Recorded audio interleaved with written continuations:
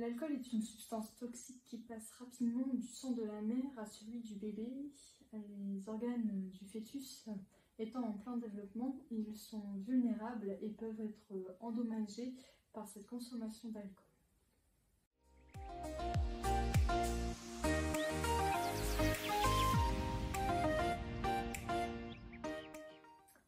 La consommation d'alcool pendant la grossesse augmente le risque de fausse couche, d'un accouchement prématuré ou d'avoir un bébé mort-né.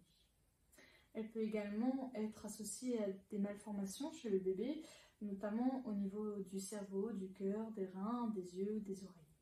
Les bébés exposés à l'alcool avant leur naissance peuvent être plus petits que les autres bébés, présenter de légères différences dans le visage, les yeux petits ou étroits, et une lèvre supérieure mince ou aplatie.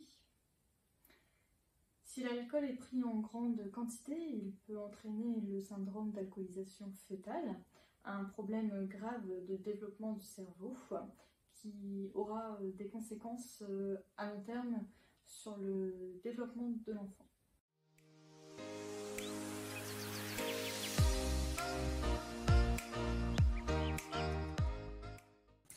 En France, en moyenne, un bébé naît par jour avec au moins une conséquence liée à l'alcoolisation fœtale et un bébé naît par semaine avec un syndrome d'alcoolisation fœtale.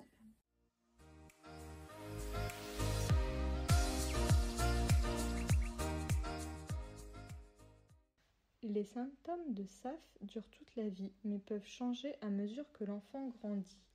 Les tout-petits atteints de SAF peuvent être hyperactifs, incapables de respecter les directives simples, beaucoup trop amicaux, même face aux étrangers, en retard dans leur développement. Le SAF chez l'enfant d'âge scolaire peut causer des troubles d'apprentissage, y compris des troubles de lecture, des troubles de l'attention, des troubles de comportement en classe ou un retard scolaire. En raison de ces problèmes, les enfants atteints de SAF ont souvent une mauvaise estime d'eux-mêmes. Ils réussissent mieux dans un programme d'éducation adapté à leurs besoins. Parmi les problèmes dont souffrent les adolescents ou les adultes atteints du SAF, soulignons les troubles de santé mentale, un comportement sexuel inconvenant, de mauvaises expériences à l'école, des problèmes avec la loi, l'alcoolisme ou la toxicomanie.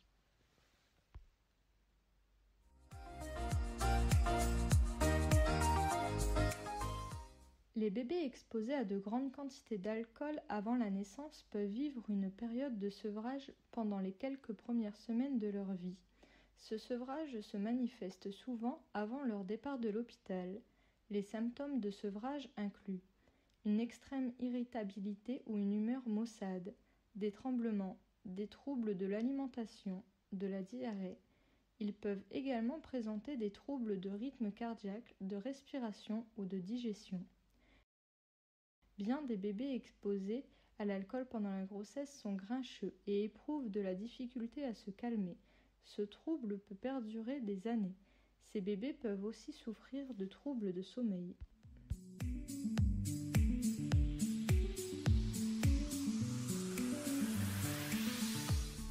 Non, tous les alcools agissent sur le fœtus de la même façon, qu'il s'agisse de vin, de bière ou de spiritueux.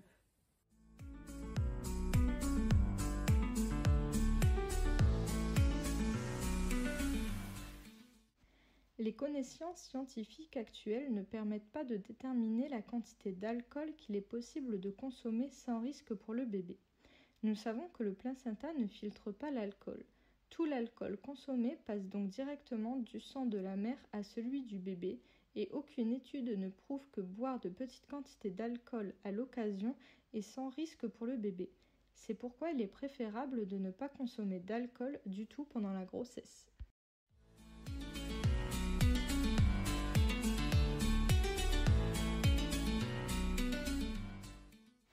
Toute femme qui allaite doit penser à son bien-être et à celui de son nourrisson. Une alimentation équilibrée et du repos s'imposent. De plus, elle doit éviter de consommer de l'alcool lors de l'allaitement, car l'enfant absorbera de l'alcool pendant son repas. Les femmes qui allaitent peuvent se permettre de boire modérément à l'occasion, pas plus de 2 verres, en laissant s'écouler le temps nécessaire entre la consommation et la tétée. Il faut compter près de 2 heures pour éliminer un verre d'alcool. Celles qui optent pour l'allaitement mixte pourront tirer du lait à l'avance et le remplacer la tétée suivante la consommation par un biberon.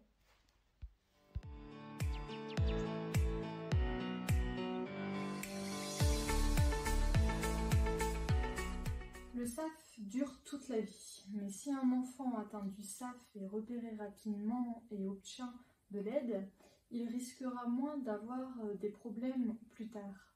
Une intervention rapide s'impose pour réduire la possibilité qu'un enfant né avec le SAF présente des troubles graves lorsqu'il grandira.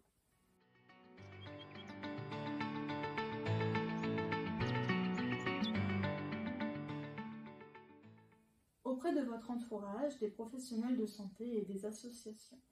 Sachez qu'il existe également des équipes qui ont une grande expérience dans l'accompagnement des femmes enceintes en difficulté avec l'alcool.